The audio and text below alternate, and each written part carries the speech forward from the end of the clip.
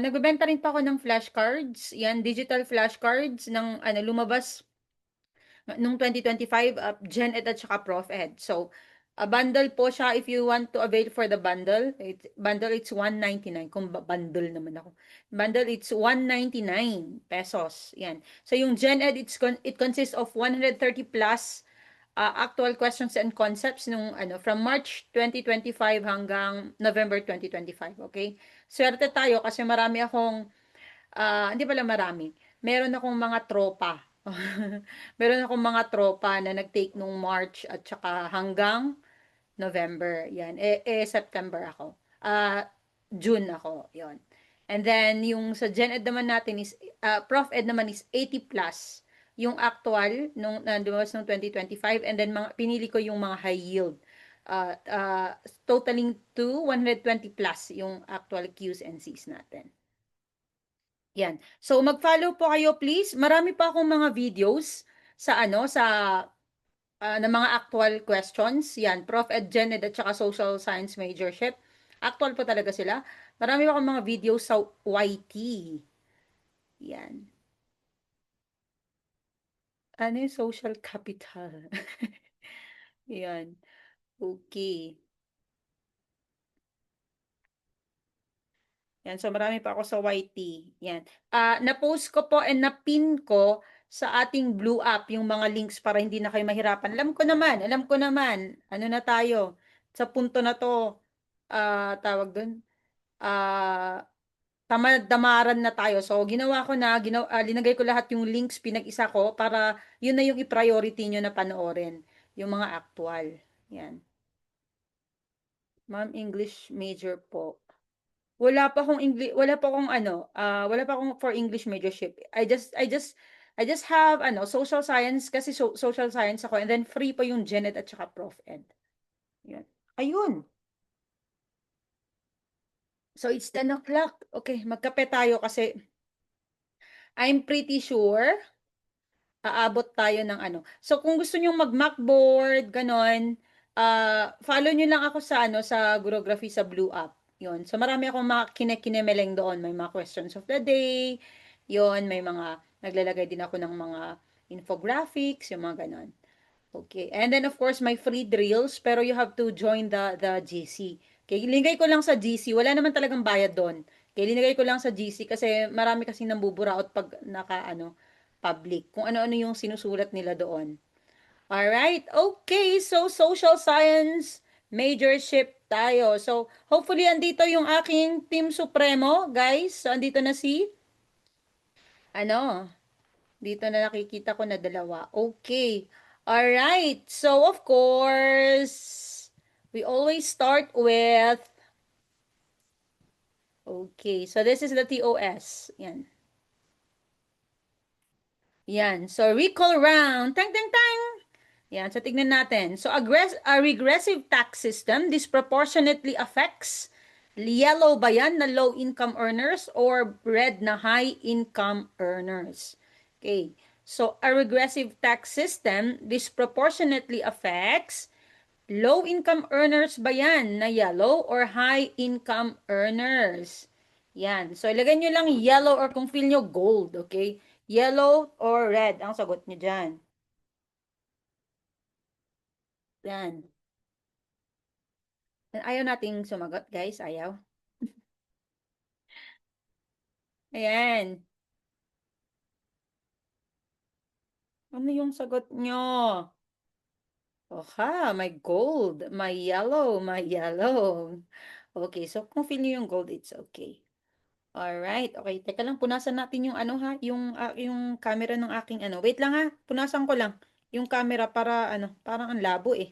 Mas malabo pa sa relasyon nyo. Ayun, okay. Gold kasi secured na ang top lists. Sana all. Okay, very good. Okay, yes. All right. So of course, the answer there is low income earners. Kasi ano nga ba yung regressive tax? Okay, yun yung mga kahit ano yung may sahod ka man, may trabaho ka man o wala. Okay, yun pa rin yung binabayaran mo. For example, sales tax.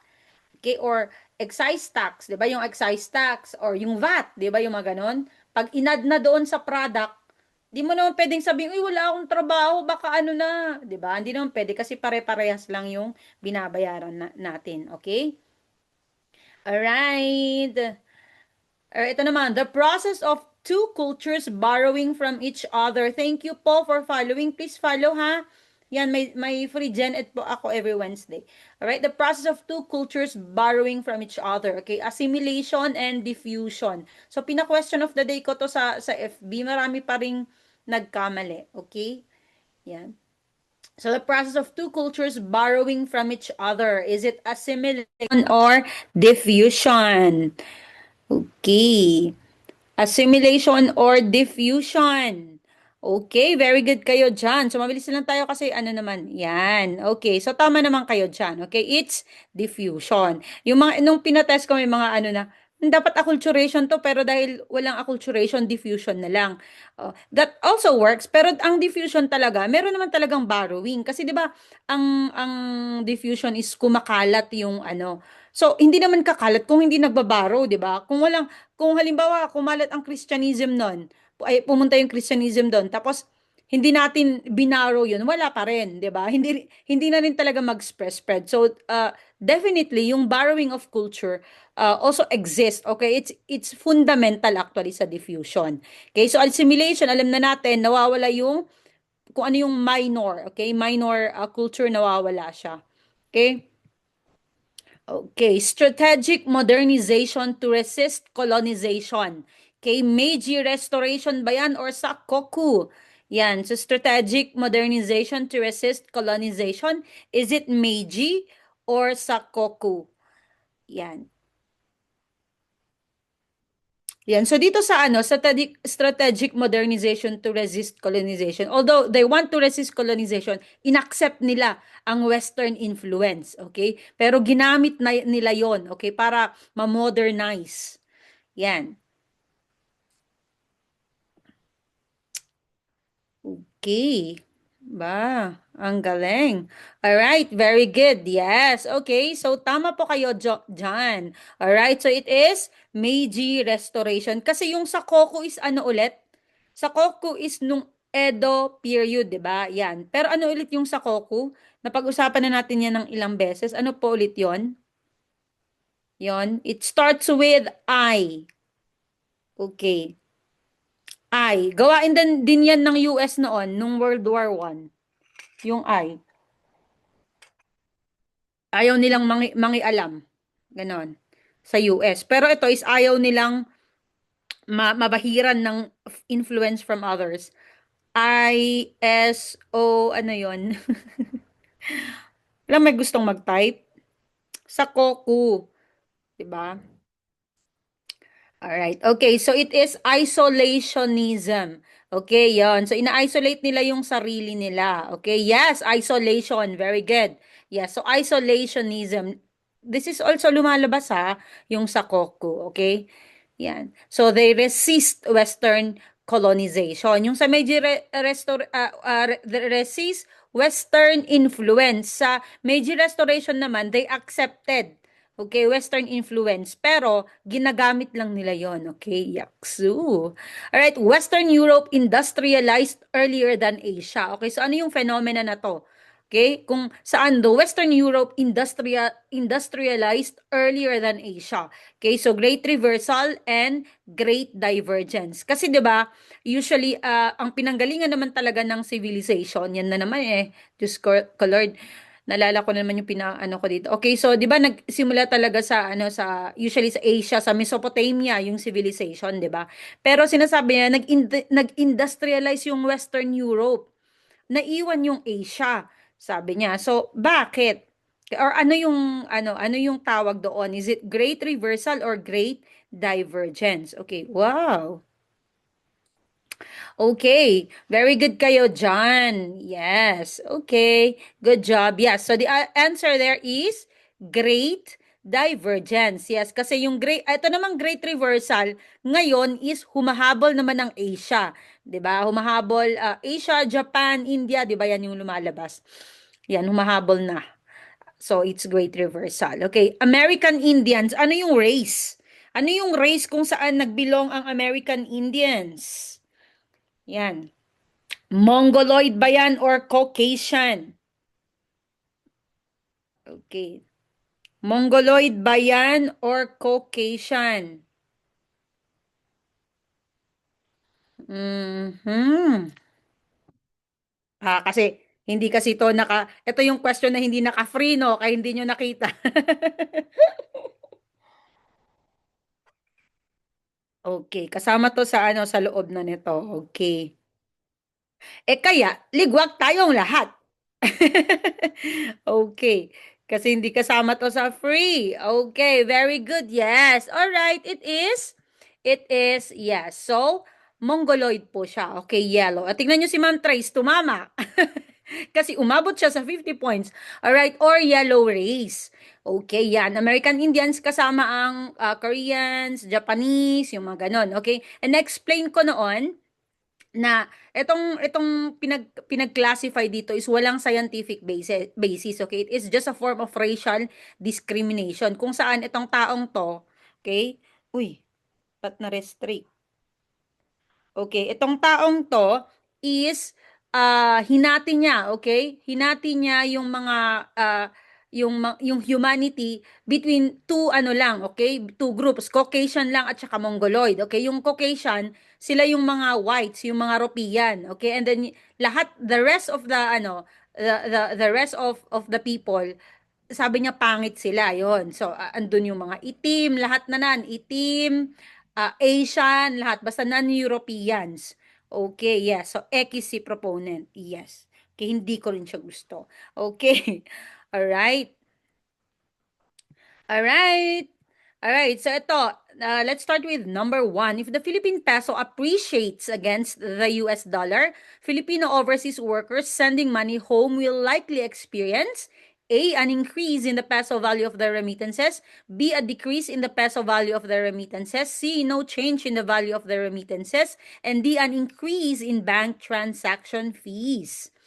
Okay, so if the Philippine peso appreciates against the US dollar, Filipino overseas workers sending money home will likely experience A, an increase in the peso value of their remittances, B, a decrease in the peso value of their remittances, C, no change in the value of their remittances, and D, an increase in bank transaction fees. Okay. B yan. Sabi nung, galit yan. O, B yan eh. Okay. A, A, A, B, B. Okay. Okay. Alright? Diyos ko, na-restrict tayo, guys, na nawala. Pag nare-restrict kasi tayo, ibig sabihin, nag-iitim yung, nawawala yung ating ano. So, please, ipaki-follow nyo na lang po ako para pag nawala, pag nare-restrict po ako, yung visibility, mahahanap nyo po ako. Gurography yung name niya. Alright, okay. So, ang sagot po niyan ay letter B. Magdi-decrease yung peso value of the remittances. Okay, pero nahilo kasi kayo sa appreciate, 'di ba? Sabi niya, so pag nag-appreciate kasi yung peso, okay, ibig sabihin nagiging stronger, mas malakas yung peso. Okay? So ang ibig sabihin nun is bumababa. Okay, bumababa, fewer peso ang kailangan mong ibayad against the US dollar. Okay? So si appreciate, stronger, fewer peso ang ibabayad mo pag bumili ka ng US dollar.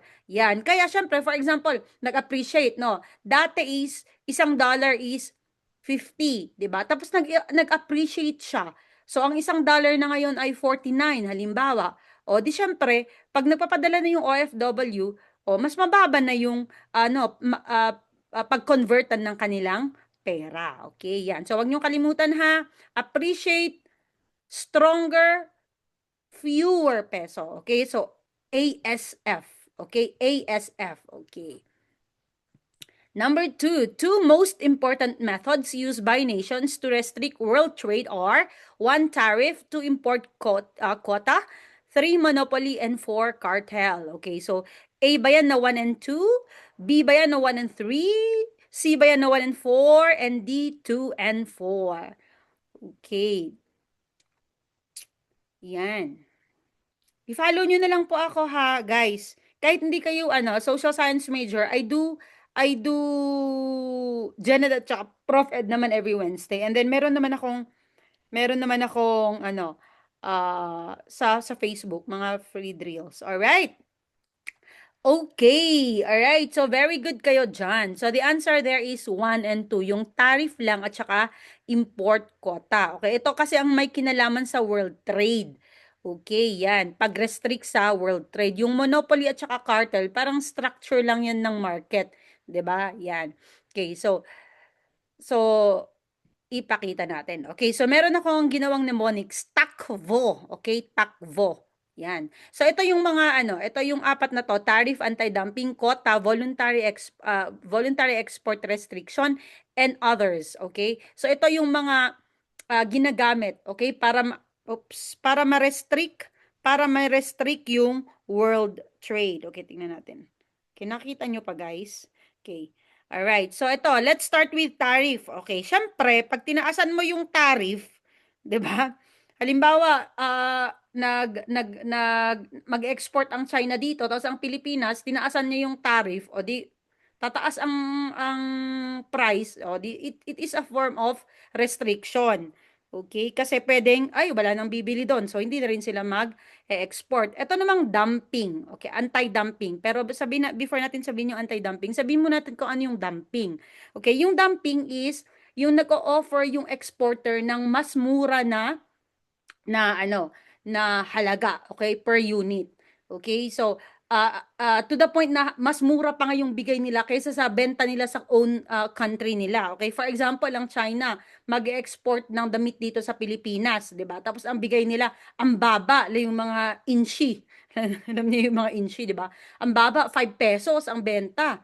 'Di ba? So syempre paano naman yung mga local products dito? So that is dumping. So ang pwedeng gawin ng Pilipinas is anti-dumping, meaning maglalagay sila ng ay nako, ano na naman. Okay? Maglalagay sila ng tax, okay, to level the field. Okay? So lalagyan nila ng mas malaking tax, okay, para naman mag-compensate.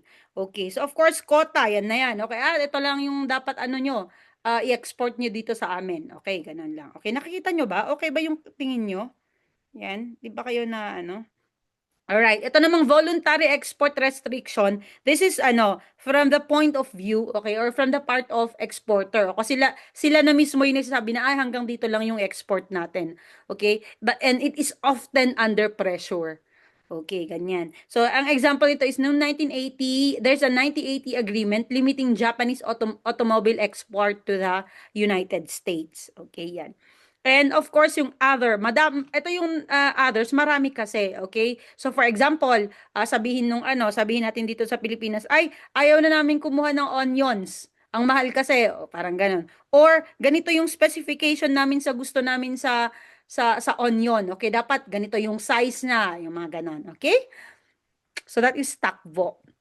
Number 3, which of the following ratios provided the best measure for assessing whether the size of a country's national debt poses a serious threat to its economic well-being? Okay? So A, debt to gross investment ratio, B, debt to gross domestic product ratio, C, debt to disposable personal income ratio, and D, debt to balance of payments ratio.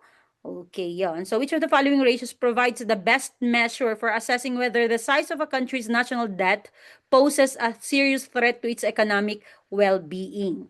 Okay, yan. So A, debt to gross investment ratio, B, debt to gross domestic product ratio, C, debt to disposable personal income ratio, B, debt to balance of payment ratio. Buti hindi nawawala sa inyo, no? Pag nagre-restrict ako. Sa iba kasi nag-iitim daw yung screen and hindi kailangan na nilang balikan. Eh yung iba nanonood, di man sila naka-follow, hindi na nila alam kung sino yung babalikan nila. Okay, sana all. Alright, okay. So, bale, ang sinasabi niya dito is, i-measure kung kaya pa ba ng bansa, okay, na bayaran yung utang nila, okay? So anong metrics yung gagamitin nila, okay? And ang galing-galing nyo, okay? So the answer there is debt to gross domestic product ratio. Okay? Kasi alam naman natin, 'di ba? Ang measurement ng ating economic progress, okay, as of now, 'di ba, is GDP. 'Di ba? Kung magkano yung total, okay, ng cost ng total ng services and goods, 'di ba? So ibig sabihin, kung mas malaki yung GDP natin, ibig sabihin kayang-kaya nating magbayad ng utang natin, 'di ba? Pero kung konti lang nakita niya na, uy, konti lang yung GDP natin. So magkakaroon talaga ng it poses a serious threat talaga. Okay, yan. Etong debt to gross investment ratio, I try to find it. Walang ganito. Yan. It doesn't exist. Yan. Letter D, debt to balance of payments ratio. Okay, it also doesn't exist. Itong debt to disposable personal income, it doesn't exist. Ang pinakamalapit dito is ratio household debt to income ratio. Okay? Yan. Ito, household debt to income ratio. Ibig sabihin, kung magkano yung tawag doon, utang is kaya bang bayaran, okay, ng income ng isang household. Okay, halimbawa, kayo na magjowa, okay, is may ganito yung sahod nyo. Yan. So, kaya ba niyang bayaran yung utang nyo na ganito? Ganyan. Okay? Number 4, which economic model illustrates how money moves continuously in an economy? Okay, flowing from producers to workers as wages and returning to producers as payment for goods and services. A, hindi pala law yan. Law of supply and demand. B, circular flow model. C, Keynesian multiplier model. And D, production possibility frontier. Yan. So, which economic model illustrates how money moves? O, dyan pa lang, di ba? Kung paano lumilipat-lipat yung pera in an economy flowing from producer to workers. Okay? Nagbibigay ang producer ng pera sa worker, di ba? And then yung mga worker is bumibili. So, paano lang yan? Yan. So, is it law of supply and demand, B, circular flow model, C, Keynesian multiplier model, and D, production possibility frontier? Okay, very good. And yes, all right, so the answer there is circular flow model. Okay, so ito, ang pinapakita ko dito is, ito yung ano lang, yung two sector lang, yung household at tapos businesses. Pero meron yang two-way, three-way, four ways, and five ways. Yan. Number 5, the concept of money illusion refers to A, the tendency of people to confuse real and nominal values, B, the idea that money is neutral in the long run, C, the belief that printing more money will make a country wealthier, D, the illusion created by banks to make money appear more valuable. Oh, okay, so ano yan? The concept of money illusion refers to the A, the tendency of people to confuse real and nominal values. B, the idea that money is neutral in the long run. Parang di naman ata pwede yun. C, the belief that printing more money. Tapos may sumagot pala letter B. May sumagot. Okay. See, the belief that printing more money will make a country wealthier. Actually, hindi nga, 'di ba? Kaya nga nagkaroon ng Mickey Mouse noon, 'di ba? Yung you print more money. So parang nawala yung value. D, the illusion created by banks to make money appear more valuable. And yes, Diyos ko, ano nangyayari na ating TikTok? All right, so of course, letter A. All right. The tendency of people to confuse real and nominal values. Okay. So ano ba yung explanation ng money illusion? Okay. So 'di ba halimbawa ngayon ang sahod mo halimbawa is 40,000, 'di ba? Tapos biglang in a few months, nagbigay yung boss mo ng 2,000 additional, so 42,000. So tinitignan mo, oh my God, 42,000 na. O sabihin mo 50,000. Oh my God, 50,000 na yung sahod ko. Ganyan, ganyan. So tinitignan mo lang kung magkano. Pero you are not considering yung inflation, yung mga ganun. So, for example, a few months ago, yung 40,000 mo, pero ang itlog noon is 5 pesos. 'Di ba? Tapos nung lumaki ng sahod mo 50,000 pesos pero yung itlog is 500. Oh, di wala din, 'di ba? Wala din. So that is called the money illusion. Okay, so sabi niya, I feel richer with my higher salary. Okay, ito naman, who coined the term money illusion? Yan, so John Maynard Keynes ba yan or Irving Fisher? So who coined the term money illusion? Yan. Na-RR tayo guys kasi dun sa kasi next time ilagay natin yung number, okay? So ngayon please put the number po. Ilagay nyo po yung number kasi dyan po tayo na-RR. Yan. So ilagay nyo BQ. Lagay nyo BQ. Okay? Yan. Na-restrict po kasi tayo kapag yung parang nakikita nila na pare-parehas yung ating sagot. Yan. Yan, 6. Okay, yes. Lagyan natin yung number na ano, ha? Salamat. Alright. Alright. So, blue, blue, red. Okay. So, kung hindi nyo nakuha to, it's okay. Kasi bago. Actually, itong money illusion is bago for me. Yan. Okay. So, the answer there is Irving Fisher. Okay, yeah. Si John, although, ang nag-coin talaga niya na is si Irving Fisher, pero pinopularize ni John Maynard Keynes. Okay. Alright, to. Where in the Philippines are huge marble deposits found? A. Guimaras, B. Romblon, C. Davao, and D. Benguet. Where in the Philippines are huge marble deposits found? A. Guimaras, B. Romblon, C. Davao, and D. Benguet. Ano na pag-aralan namin to nung elementary ako. Hindi na nawala sa isip ko. Kasi, yung marble kasi parang iniisip ko katunog niya yung sagot dito. So meron mga ganun, no? Yung parang pag narinig mo hindi na nawala sa'yo. Yan, tumanda ka man o maging tita ka man, ano? Yan. Okay, katunog niya, no? Yon. So, inaral namin to nung elementary. Alright, very good kayo dyan. And the answer there is Romblon.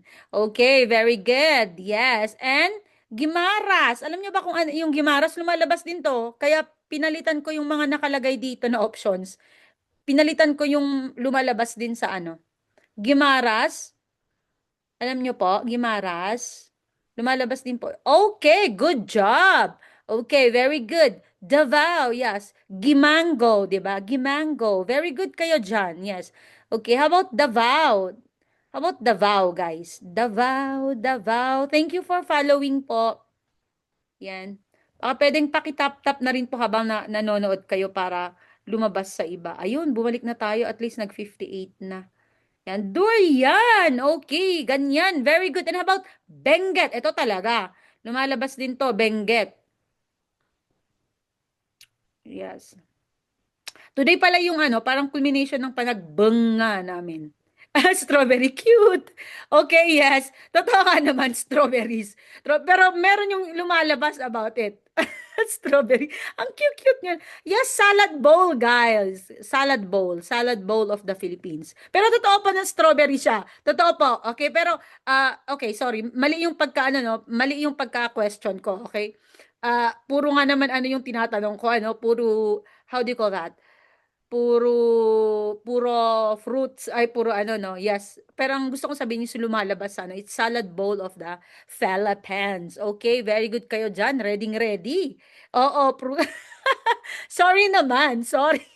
Kaya nga nakitan ako. Alright, good, di ba? Ganyan na talaga, identification. Lakas nyo, lakas. Number 7, according to the Hexture all-in model of international trade, a country will have Sir Genesis, ba't ano? Andito ka? Bored ka ba? Alright. Hello then, Lozano Rogelio Di Manarig. Yan. Okay, kung bago pa kayo dito, paki-follow naman ako. According to the Hexer All-in Model of International Trade, a country will have a comparative advantage in producing a good that is A. Invented within its border, B. Intensive in its relatively abundant factor of production, C. Produced by its largest state-owned enterprise, and D.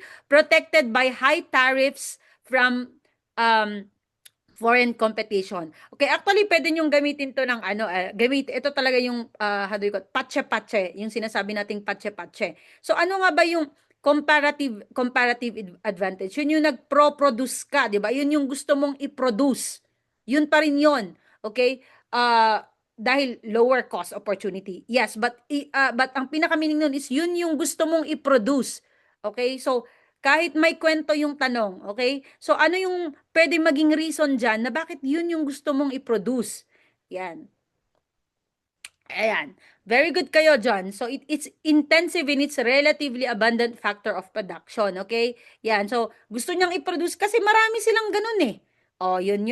So, hindi naman pwedeng, gusto namin i-produce kasi ini-invent namin yung sa borders namin. Parang, anong, 'di ba? Parang, feel ko may follow-up ito after this. Wala. Okay, yan. Pag meron akong infographics, usually, hindi ko nalalagyan ng follow-up. Yan, para hindi masyadong heavy. Alright? produced by its largest state-owned enterprise. Walang kinalaman, okay? Kung yung enterprise man na nagproproduce ay state-owned or not, okay? Yan, protected by high tariffs from foreign competition, parang kabaliktaran pa nga niya yan. Alright, so ipakita ko lang kung bakit may iba pa bang rason, 'di ba? Kung bakit ito yung pinoproduce ng isang country. So of course, ang pinili ko niyan ay si David Ricardo. Okay. All right. So yung kay David Ricardo, ito ang gusto niyang i-produce kasi doon sila productive. Yan. So dahil maganda yung technology nila at saka marami silang labor. Yan. Okay? Yung kay Olin model naman, okay? Ang reason kung bakit gusto nang i-produce is factor endowment, okay? Land, labor, capital, natural resources. Okay. Number 8, what term refers to an ownership stake in a company made by a foreign investor, corporation, or government from another country? A, portfolio investment. B, foreign direct investment. C, official development assistance. And D, remittance. Yan. Okay, so hindi talaga ito yung tanong, okay? Gawa ko lang yung tanong na to kasi connected na pag-usapan ay ito ba yung ginawa kong tanong or yung isa? Okay, okay. Hindi pala ito yung isang ginawa ko. Yan. Okay. So ano ba yung tawag dito? Yan. So ang dalawa lang naman yung pwede mong pagpilian diyan pero napag-usapan na natin before. Okay? Yan. B. Okay, sige ba? Before ko meron yung question noon na gasgas na question talaga to. Ano yung tinatawag doon sa anong klaseng investment yung tinatawag doon pag bumili ka ng stocks, yung mga bonds, yung mga ganon? Ano yung klaseng investment yun? Yun yung lumabas noon na question. And then kaya nadaanan natin yung meaning ng FDI, yung mga ganon. Ano yun? Ano doon? Lumabas din po 'yon. Ano yung klase ng investment, yung pag bumili ka ng ng bonds, yung mga ganon, para kasi nag-expect ka ng profit, syempre via dividends, 'yon, mga interest, ano yung tawag doon? Andito po diyan, andyan sa ABCD. Anong pong tawag doon? Talagang ayaw nyo sagutin ha. Okay. Ayaw nyo sagutin.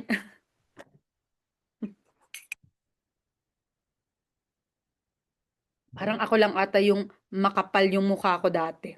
Okay, yes! Okay, very good. Yes. So it is portfolio investment. Yes. Okay. So pag na-encounter niyo yung tanong na yon, it's portfolio investment. Very good. Yes. But of course, yes, ito yung stocks, bonds or other blah blah blah. Okay? So ito yung sagot is foreign direct investment. Parang ito napaka-obvious naman yung sagot, 'di ba? Kasi ito yung um how do you call that? Nag-invest nga yung mga foreigners. Yun lang yun, okay? At saka ito pa pala, yung difference niya, na-discuss ko na din. Yung foreign direct investment kasi, kailangan i-own yun ng foreigners, di ba? Bibili sila ng uh, hardware, yung mga ganun. Mag-invest talaga sila ng land, capital, labor, mag-invest sila ng mga yan. Pero sa portfolio investment, hindi naman kailangan nilang ino-own, okay? Bibili lang sila ng stocks, yung mga ganun. Okay? Itong ODA, yan. So, bago to yung sa ODA sa akin. So, ito, how do you call that? Dinefine ko. So, official development assistance. Okay? Ito yung mga nagbibigay, okay, yung mga members ng OECD. Okay, like Japan, US, yan, nagbibigay sila ng tulong financial, okay? Tulong financial sa mga low or middle income countries. Okay, yan. Tumutulong sila. Alright. Ito yung lumalabas din to. Yan. So, dinagdag ko lang yan. Which will fast track inclusive development in the Philippines. A, attract foreign direct investment. Okay, BQ, anong number na to? Yan. BQ, sabi niya, thank you very much po ma'am sa mga free drills mo. LPT na pa ako, nanonood din ako dito sa mga drills mo that time. Oh, thank you! Wow, congratulations! Paano naman? Pa-LPT das ka naman sa amin. Yan. Pa-LPT das ka naman. Thank you po, Sir Ian. Yan. Or Ian, LPT. Okay, congratulations. Okay, yes, Mary Jane. Yes, yes, yes. It is major ship. So it is BQ. Lagay nyo po yung BQ. LPT dust. Yes, LPT dust, please. Right, so BQ. Ano na yung number na to kanina? Nakalimutan ko na. So BQ, ano yung BQ? BQ12 ba to? Yan. So, anong number to? BQ. So, which will fast-track inclusive development in the Philippines? A. Attract foreign direct investment. B. Increase cash assistance to the poor. C. Increase cash for work. And D. Attract explorers of natural resources. Okay. Inclusive development. Ano ba yung meaning ng inclusive development? Inclusive. Lahat. Okay? Lahat ay mabibigyan ng grasya. Kumbaga, yan. Yan. So hindi lang yung mga mayaman ang yayaman, okay? Kundi pati tayong mga nasa laylayan, okay, ay maambunan din naman, okay? Okay, very good. Yeah, so the answer there is okay. The answer there is attract foreign direct investment. Yes, kasi pag may mag-invest dito ng mga foreigners, magkakaroon tayo ng trabaho. Yeah, yung letter D, attract explorers of natural resources. Actually, nakalagay lang explorers diyan, pero baka exploiters pa yan, 'di ba? Bakit naman kailangan nating nang mag-exploit? Okay. Hindi ako nagagalit ha, sinasabi ko lang. All right. Number 9, which concept in neoclassical economics describes an idealized human being who is perfectly rational? Okay, ginagamit niya yung reasons niya. Fully informed, matalino, and consistently self-interested in decision making. Okay, yan. A. Homo sociologicus, B. Homo ludens, C. Homo economicus, and D. Homo reciprocans. Okay, yan. Self-interested in decision making. Ibig sabihin, iniisip niya kung ano yung makukuha niya. Okay? And dapat yung makuha niya more kaysa sa ibibigay niya. Okay? Kaya nga, ang maganda yung ito, okay, na homo. Pero ang problema is, pwede siya, dahil sa ganyan, pwede siyang maging selfish. Okay, yan. Sipo. Ang cute naman nun. Sipo. Alright. Very good. Yeah, so the answer there is Homo economicus. Okay, si John Stuart Mill. Si John Stuart Mill ang nagano nito. Alright. Okay, so, syempre, ganyan na natin para mas mabilis. Okay? Inclusive. Yes, ayan. So, inclusive education, di ba? Pag nakita niyo yung inclusive, lahat ay kasama.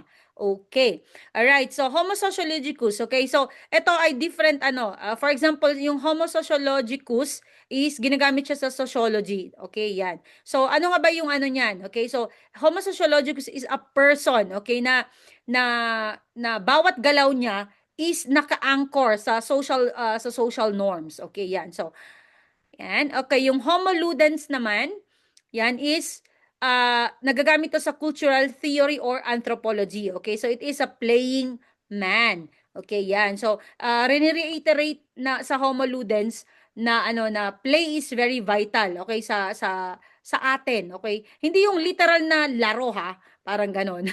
Yan. It could be na literal na laro, but it's like how do you call that? It's like um the play is like symbolic, okay? It's more on creativity, yung mga ganyan, okay? Yan. Homo economicus na ano na yan. Ay, yung ludens pala, laro, yan. Playing man, laro. Okay? Ito namang si Homo reciprocans, okay? So, whatever, parang yung Homo reciprocans naman is sa behavioral economics. Ito naman yung, kapag mabait ka sa akin, mabait ako, pero pag hindi, hindi. Parang ganon, di ba? How do you call that? I treat you as how you treat me, parang ganon. So you just reciprocate. Yan. Okay? And ito kasi is yung motivated by fairness and reciprocity. So for example, fair naman yung kaibigan mo sa'yo. Halimbawa, inaano mo siya, how do you call that? Linilibre mo siya, 'di ba? Tapos linilibre ka diyan, linilibre ka din, o di happy ka, 'di ba? Pero kung ikaw yung laging libre ng libre, darating yung point ayaw mo nang ilibre, 'di ba? Kahit gusto mo siyang makasama, pero dahil buraot siya, hindi na, parang ganon. Okay. Alright, so ito, naglagay pa ako ng more na gusto nyong, kung gusto nyong basahin, okay? So, this is still, mahilig pa ako, kasi ako maglagay ng mga, how do you call that? infographics, okay, para mas mabigat. Okay, so basahin niyo na lang, okay? Yan.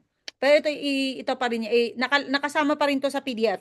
Kasi yung mga naka-enroll kasi sa akin, I give them PDF. Alright, ito naman, the Maseda Law. The Maseda Law, a landmark piece of legislation that protects buyers of real estate on installment payments by granting them grace periods and a cash surrender value upon cancellation is officially known as A. Republic Act number 3844, B. Republic Act number 6657, C. Republic Act 6552, and D. Republic Act 11953. Okay, yan. So, Maceda Law. Okay, ginawa to ni Ernesto Maceda. Okay? Yan. Mhm. Okay. D, C. Okay. Alright, so Alright. So, ang sagot po niyan ay letter C. Okay. So, pinili ko talaga yung mga iba to, ng mga to, na iisa lang. Okay. Para hindi tayo mahirapan. So, lahat ng A, B, at saka D, related sa, sa agrarian. Okay. So, alam na, yung Agricultural Land Reform Code, ito yung 3844 sino na yun? Makapagal.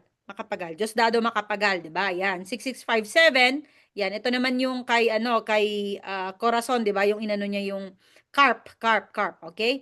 Yan. And then ito yung Republic Act number 11953, ito yung napag-usapan na natin noon, New Agrarian Emancipation Act. Yan yung mga parang 'di ba may mga landowners na may utang nila, okay? Utang nila yung land nila. So, ang ginawa ng ating presidente now is parang inalis na yung utang nila, okay? Provided blah blah blah blah. So, sa maraming po. Okay. Yes, pasensya nagble-blur pag Okay.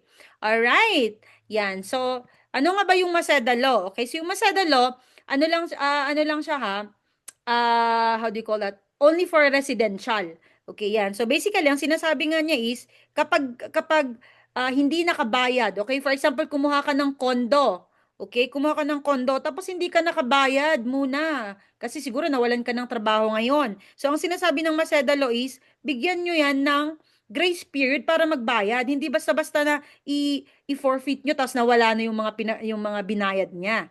Okay, yan. Okay, and then yung pala kanina, ito yung cash surrender value. Ito yung pag ayaw mo ng bayaran, halimbawa, ayaw mo na talaga kasi alam mo wala kang resources, so dapat may babalik sa'yo. Okay na pera. Okay, yan. Kaya okay din kahit papaano, pero hindi naman yun exactly ang makukuha mo. There's a certain percentage na makukuha mo lang dun sa ibinayad mo. Okay. Number 11, all appropriations, revenue, or tariff bills shall originate exclusively from the A. Senate, B. Sangguniang Panlalawigan, C. House of Representatives, and D. Department of Budget. Okay, so may mga nagkamali pa dito guys sa ating quiz. Pero ito, high yield talaga to. Okay, high yield. All appropriations, revenue, or tariff bills shall originate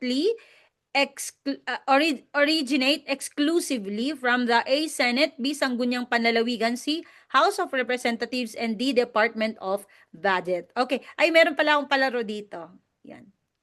Yes po, ina-upload ko po. Pero ang ina-upload ko lang is yung yung free kasi yung partial, okay, hanggang 15 lang kasi yung pina-partial ko pag majorship. Okay, yan.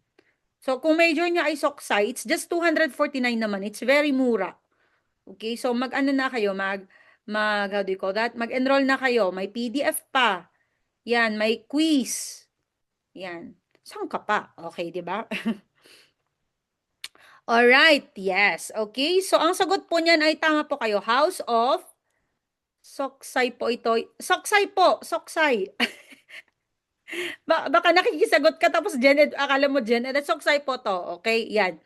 Alright, so yes. So, bakit? Okay, bakit yung House of Representatives? Although, pwede naman mag-ano din yung mga si Ma'am Desire. Alright, okay. Alright. Okay, so bakit kailangan sila? Okay, yung manggagaling, okay? When it comes to sa mga bills, magpapas ng bills when it comes to revenues or appropriations, pera-pera ba? Ganyan. Kasi nga, sila yung representative natin, 'di ba? Sila yung malapit sa atin, sila yung alam nila, okay? Yung mga congressmen natin, sila yung alam nila kung ano yung kailangan natin. Okay? Yung kaya nga representatives eh. Yan. Okay. Ano po ang Soksay? Parehas lang. Yes po, Soksay is social studies. Pero we don't call it social studies. It's social science, yung ating major. May PPT ka ng planets in the solar system. Hindi pa ako nagbibigay ng PPT ng. Yan. Siguro infographics, yes. Gumagawa pa ako ng mga infographics. Yan. So, punta po kayo sa aking Blue App. Marami pa akong infographics. Halos everyday ako naglalagay ng infographics. Okay. Alright, so ito nga, sabi niya sa Article 6, the Legislative Department, Section 24. Okay. So sabi niya, all appropriation, revenue, or tariff bills, bills authorizing increase of the public debt, bills of local application, and private bills shall originate exclusively in the House of Representatives. But the Senate may propose or concur with amendments. Alright. Mag-message lang po kayo mas maganda pag sa Blue App po, kayo mag-message para madiretso ko po kayo sa GC. Kasi may GC po doon, tapos doon din po yung ating official page ng Team Supremo, yung mag-enroll. Okay, so may laro ako. Okay, so actually first time ko nakita to ha. Yan. So, meron pala yung tawag na power sa mga to. Yan. So ito, kanina yung sabi niyang authority to originate and enact laws on taxation, tariffs, and the national budget. Ano yung power na yon? Okay? So is it power of the purse, power of the sword, or power of the pen? Yan. Until what time tonight, ma'am? Ano po to? Yung free natin is hanggang 15 points. Pero pag naka-enroll kayo sa akin, usually umaabot kami ng 1 a.m. Kasi 50 points po yung ating discussion. Yan. So, anong power yon? So, there are 3 powers pala. And first time ko nakita to. Ito yung power na dapat kayo, yung nag-enact ng laws on taxation, tariffs, and the national budget. Okay. Yan. Power of the purse ba yan? Power of the sword or power of the pen? Okay. Type nyo yan. Kahit ilagay nyo kung purse, pen, or sword. Yan. Pwede namang humula, guys. Hindi po power ng tax. Yung diyan po lang mamili yung purse, sword, or pen po. Yan.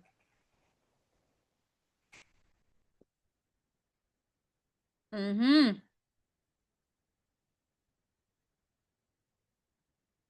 Mhm. Ay la, smorgasbord tayo. Purse, pen, sword. Okay. Okay, pera-pera ba guys? Pera-pera. Pera-pera ba? Sabi niya, authority to originate and enact laws on taxation, tariffs, and the national budget. Pera-pera lang yan. Okay, very good. Yes, it is the power of the purse. Okay, which is sa sa House of Representatives, sabi nga natin. Okay, or the legislative. Alright, ito naman. Authority to enforce laws, wage war, and maintain peace and order as commander-in-chief. Sabi niya. Kaban ng bayan. Okay, very good. Yes. Authority to enforce laws, wage war, and maintain peace and order. Okay. So you can just imagine naman, di ba? Okay, very good. Yes, so it is in fact power of the sword, okay? And that lies with the executive, okay, yung president. Ito naman, of course, ito naman is um ang last. Siyempre, wala na tayong pagpipilian. It is power of the pen. Okay. Pero, okay, matanong ko. So, kung ang power of the purse ay legislative, power of the sword ay executive, saan nyo naman sa tingin nyo yung power of the pen? Yan. Kanino? Kanino? Yan. Kanino naman yung power of the pen?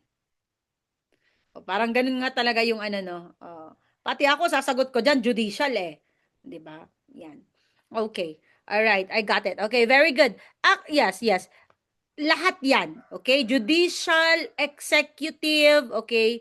And even the citizens or media. Okay, lahat po 'yan. Okay? Kasi yung power of the pen is ah para yung galing yan kay Jose Rizal, 'di ba? Ah, yung imbes na lumaban ka is ginagamit mo yung pen, okay, to write, okay, to criticize or whatever.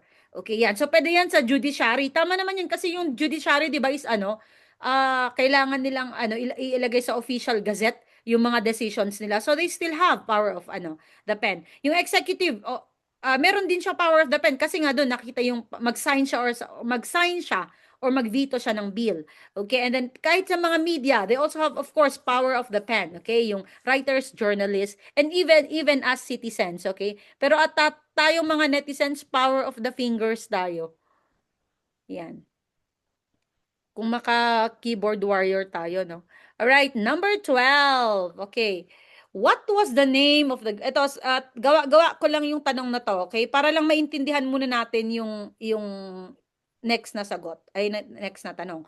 What was the name of the Greenpeace flagship that was sunk in 1985 during a covert French intelligence operation at the port of Auckland? A. Sea Shepherd, B. Rainbow Warrior, C. Arctic Sunrise, and D. Green Horizon. Pero kahit gawa-gawa ko to, hindi, how do you call that? Hindi malayo na pwedeng ganito yung ano, 'di ba? Kasi nga lagi nilang binabalik-baliktad lang naman yung tanong, 'di ba? So hindi malayo na ganito talaga yung pagkatanong next time. Okay?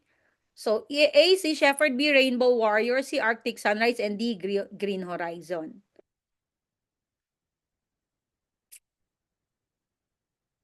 Mhm. Okay, ABC, ABC. Alright. Kaya guys, totoo talaga. Okay na, namnamin nyo yung mga tanong. Okay, sa atin kasi, which is, I was also guilty nung bagong-bago ako. Parang pag binasa ko lang, pag nakita ko lang yung ano, at alam ko na yung sagot, parang automatic ba? Familiarization. Okay, but natuto ako na parang namnamin ko yung ano, namnamin ko yung tanong. Kasi may mga study buddies ako na nag-exam ng ng mas maaga sa akin, mga March and yeah, March pala, yes, March. So parang nalito sila, hindi nila naalala. Okay, pero binaliktad lang naman pala. Okay? So the answer there is Rainbow Warrior. Okay, yan.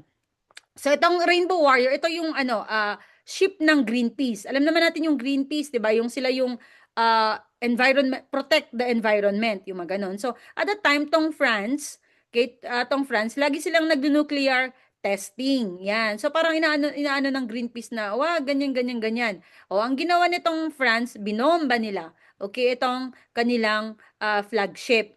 Yan. So ito naglagay ako ng mga ano, mga facts lang dito. Basahin niyo na lang. Okay? So may namatay, ganyan ganyan. Tapos dinenay pa ng France government, ganyan ganyan. Tapos pero na ano naman na how do you call that? Na-aresto naman yung dalawang ano kasi covert operation to eh. Ibig sabihin, kung ano nyo naman yung covert, okay? Secret, okay? In secret pero na nahuli yung dalawang ano yan. So napahiya ang France at nag-apologize sila. Alright, yan. Okay, so kisap mata. Ito talaga yung tanong na lumalabas dyan. So Rainbow Warrior, the flagship of the Greenpeace organization, was bombed and sunk in Auckland by French secret agents due to the former's nuclear testing. Where is Auckland? Okay, ito talaga yung lumalabas. A. Australia, B. New Zealand, C. Guam, and D. Japan. Okay, BQ. Lagay nyo po BQ. Guys, ilagay nyo po yung number pag ano ha, kasi kailangan yung gawin. Kasi tignan mo, mare-restrict tayo, wala. Mahirapan din po ako. Okay? Hindi rin lumalabas yung aking live pag ganon sa iba. Okay. Kisap mata, no? Nabasa nyo ba yan kanina dun sa ating infographics or na-encounter nyo na yung tanong na to? Na-encounter niya yung tanong na to? Or nabasa nyo lang dun sa infographics?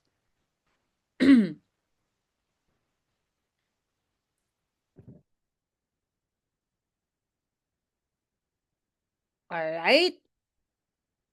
Okay. So, ang sagot niyan ay, indeed, it's New Zealand. Okay. Very good.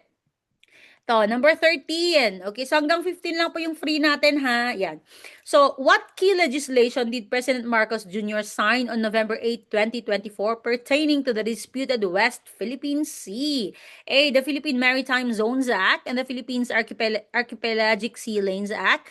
B, the West Philippine Sea Sovereignty Act. C, the Exclusive Economic Zone Protection Act. And D, the Territorial Water Claims Act. Ang init. Yan. So, what key legislation did President Marcos Jr. sign on November 8, 2024 pertaining to the disputed West Philippine Sea? Yan. A ba yan? The Philippine Maritime Zones Act and the Philippine Archipelagic Sea Lanes Act. Dalawa ba ite? B, the West Philippine Sea Sovereignty Act.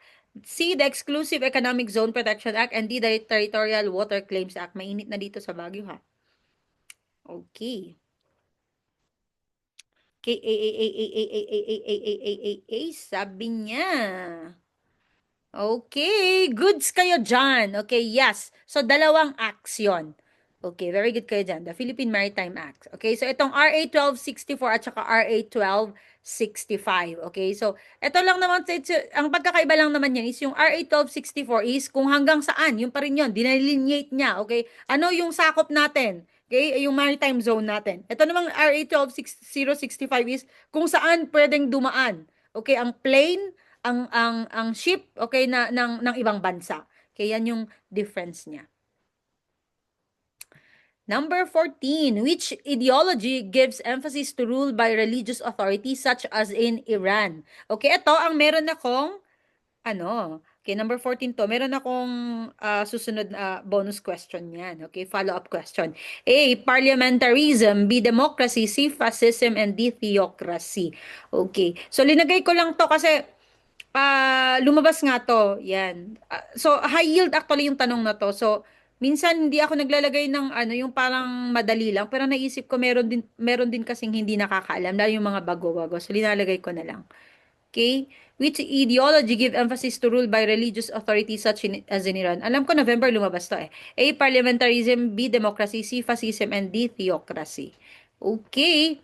Alright. Yes, so the answer there is, alam na alam nyo naman to. Diba? It is theocracy. Okay, yes. So, nanggagaling yung na yon, yung nila, yung religious authority nila sa Assembly of Experts, okay? Dun lang nanggagaling. Okay, so hindi pwedeng magboto ang ordinaryong tao. Wow. All right.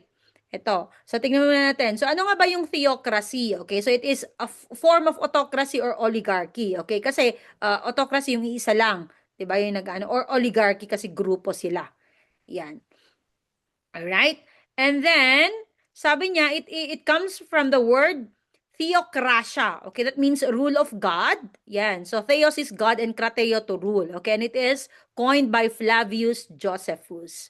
Okay, so isipin niyo na lang. Joseph, tatay ni Jesus. Ayan. Flavius Josephus. Okay, so ito yung ating BQ14. Ilagay nyo BQ14, guys. In Iran, the supreme leader is the A, head of government, at saka head of state. Blue ba yan? Red ba yan or blue? Okay, in Iran, the supreme leader is the head of government ba yan or head of state? Yan. Yan. Yan, the supreme leader. Okay, ibig sabihin yun yung ayatollah, 'di ba? Yan. Kasi yung theocracy kasi iba-iba naman, 'di ba? Meron yung ayatollah o yung sa Vatican, Pope, 'di ba? Sa Tibet, although Tibet ngayon part ng China 'yan, ang Tibet is si Dalai Lama, 'di ba? Iba-iba man. Okay, so blue, blue, blue, blue, blue. Okay. All right. Ang galing nyo. It is head of state.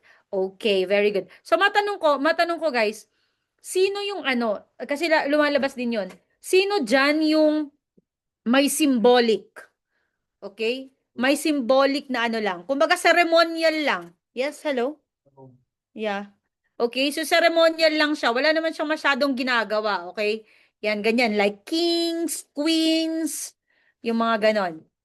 Sino dyan? Head of state ba yon or head of government? Kailangan wag kayong maano dito malito ha kasi high yield din to. Mhm.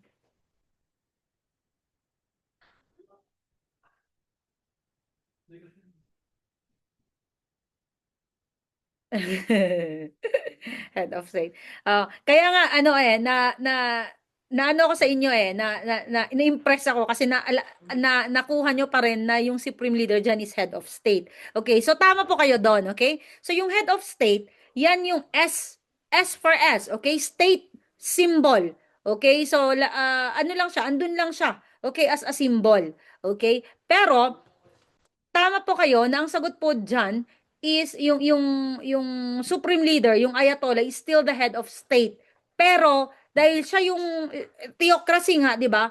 Hindi lang siya symbol, hindi lang siya hindi lang siya ceremonial, okay? Marami talaga siyang actually siya yung nagra-run ng government, okay? Diyan sa Iran. All right? Okay, yan.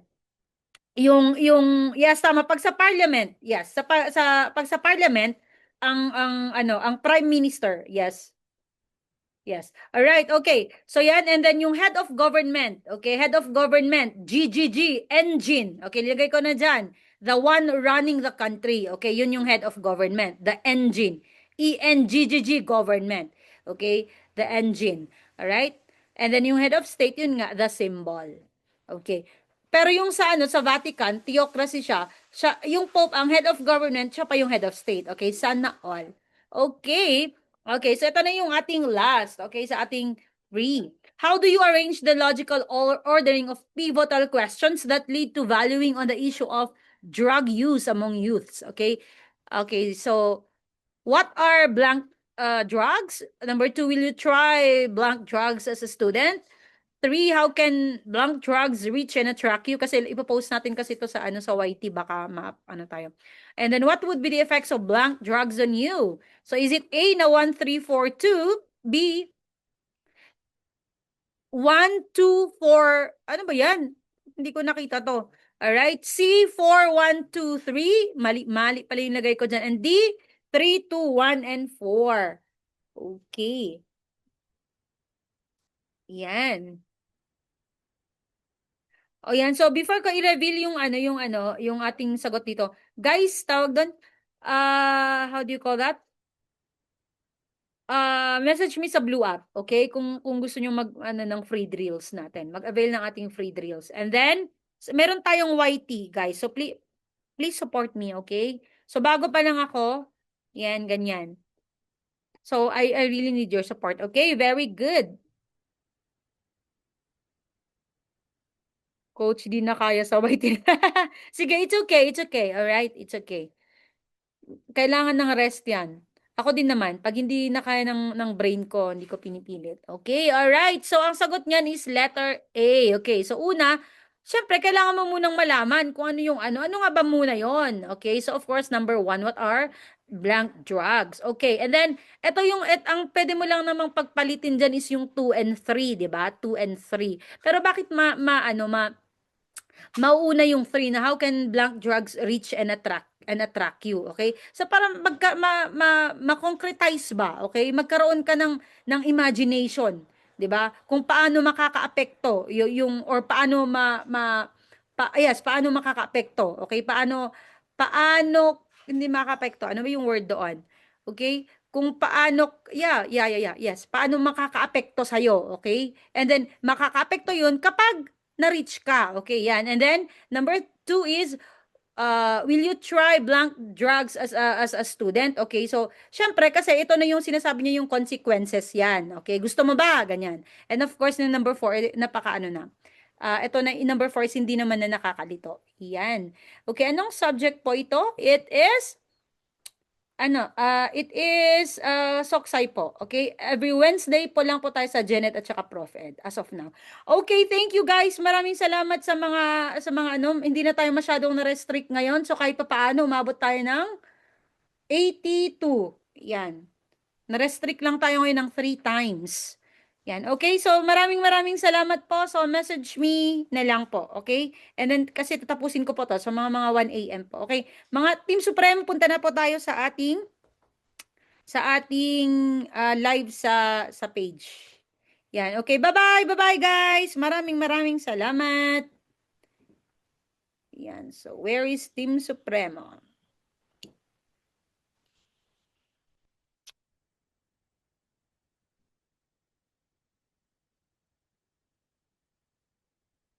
Uy. Alright. Facebook.